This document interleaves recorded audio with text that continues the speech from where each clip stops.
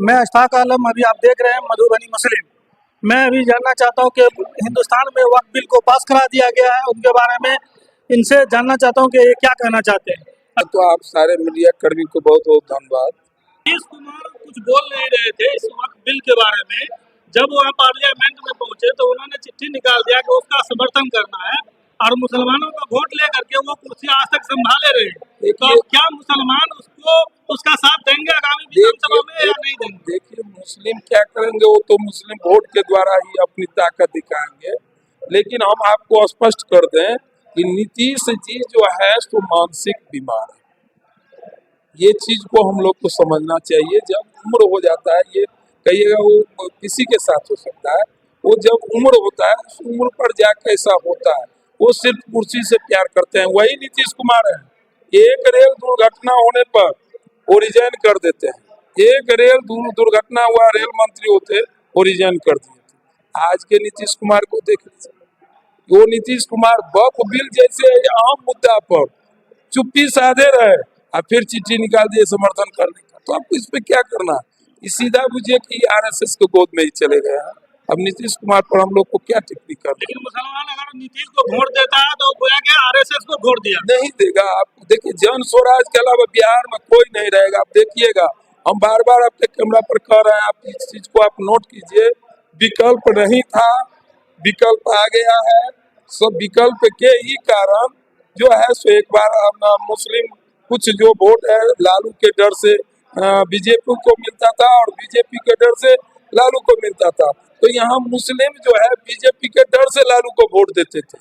तो इस बार विकल्प आ चुका है और एक भी वोट कहीं नहीं कर जाने वाला है। टोटल वोट आपको इस बार आप देखिएगा कि इस बार जो है जन स्वराज को मिलेगा और यहाँ जन स्वराज ही सरकार।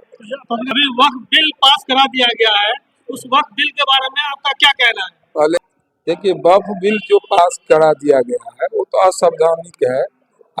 कानूनी गैर कानूनी ढंग से कराया गया।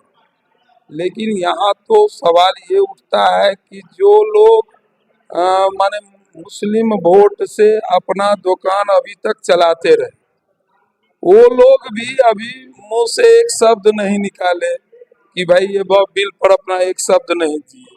तो आप ये तो क्लियर हो गया कि आप आरएसएस के चोला पहन के आरएसएस में सारे लोग चले गए।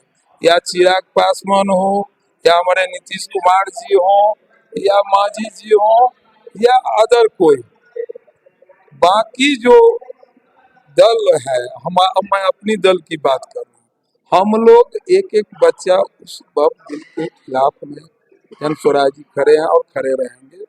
रह गई बात जो वक्फ बिल में जो कानून के रूप है वक्फ बिल, इसको तो माने जब भी विरोध होगा तो पार्लियामेंट में विरोध होगी, राज्यसभा में विरोध होगी। तो हमारी पार्टी तो 2 अक्टूबर को बना है। तो ये जन स्वराज को तो कोई यहाँ अभी संसद या कोई राज्यसभा मेंबर तो नहीं है जो विरोध करे। ऐसे सड़क पर हमारे जितने भी नेता हैं वो शीर्ष नेतृत्व तो विरोध कर चुके हैं। हम भी कई बार आप लोग के मीडिया के थ्रू विरोध कर दिया। हम अपने क्षेत्र में एक मस्जिद पर आप भी थे, हम लोग पार्टी कर रहे थे, उस टाइम में भी हम उसको विरोध किए। तो ये विरोध हम लोग मौखिक तो कर रहे हैं कि ये गलत हो रहा है। किसी कौम को ये स्वतंत्रता हमारी बाबा साहब जो संविधान बनाए हैं वो दिए हैं कि आप अपनी, जैसे मंदिर मस्जिद का अलग ट्रस्ट है, धार्मिक न्यास बोर्ड के तहत आता है, इसी तरह ये भी जो है सो आप लोग का अलग बोर्ड है, इसको नहीं छेड़ना चाहिए।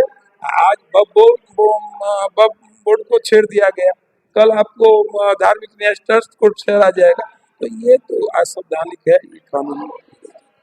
ये वक्फ बिल लाने से मुसलमानों का कितना बड़ा नुकसान होगा, इसके बारे में आपका क्या कहना है? देखिए, अब ये तो पढ़ने की बात है कि बिल में क्या क्या लिखा है, लेकिन ये क्लियर है कि नुकसान तो होगा ही।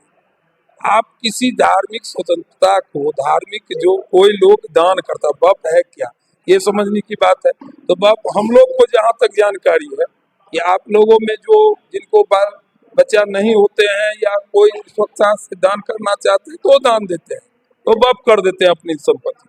तो वक्फ अल्लाह के नाम पर करते हैं। उसमें मस्जिद बनना चाहिए या उससे जो भी जमीन से जो भी माने पैसा या उगाही हो तो वो गरीब बच्चे को एजुकेशन में खर्चा होता है, वो ट्रस्ट उनका बना हुआ है, उस तरह से वक्फ अपना करते हैं।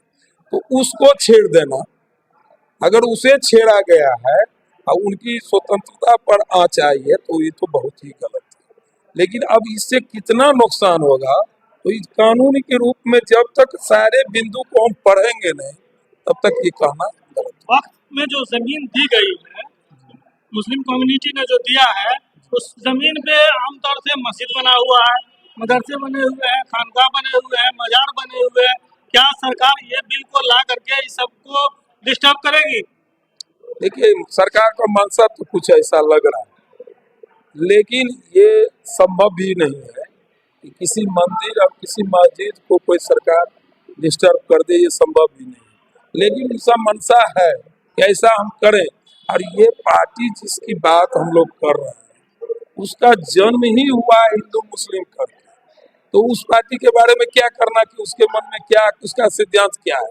उसका जन्म ही हुआ है हिंदू मुस्लिम करके, राम मंदिर करके, वो जिसको जिसका जन्म हिंदू मुस्लिम करके हुआ उसके बारे में ज्यादा बोलने की जरूरत है। तो नीति परिचय दे दीजिए। मेरा नाम इंद्रशेखर है, इंद्रशेखर झा है, और मैं अब मधुबनी विधानसभा से कैंडिडेट हूँ। शुक्रिया।